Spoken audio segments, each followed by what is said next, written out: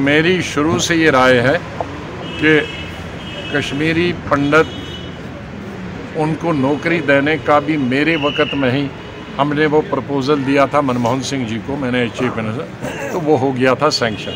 6000 लोगों की नौकरियां लगनी, 3000 मेरे वक़्त में ही लगी थी। हम 6 की 6000 की करते थे, लेकिन आते नहीं थे यहाँ डर के। वो 6000 भी एक मुश्त नहीं आए, थोड़े थोड़े करके आए।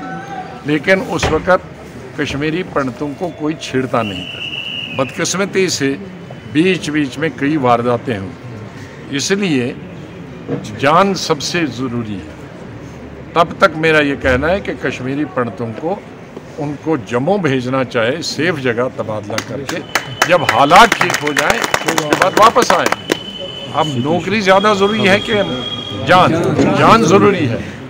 अब ये मुझे नहीं मालूम क्या है गवर्नमेंट का रवैया, लेकिन मैंने हर जगह यही बताया है कि अगर हमारी गवर्नमेंट आएगी तो हम तो यही करें। इलेक्शन पे तो हम 6 साल से इंतज़ार कर रहे हैं।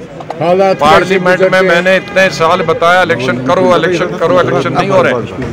कभी पंचायत का ये दिखाते हैं, कभी बीडीसी का, कभी डीडीसी का, लेकिन जो असली इलेक्शन है वो असेंबली का है। सर ये डिले क्यों हो रहा है? ये वो जाने जो हुकूमत चला रहे हैं।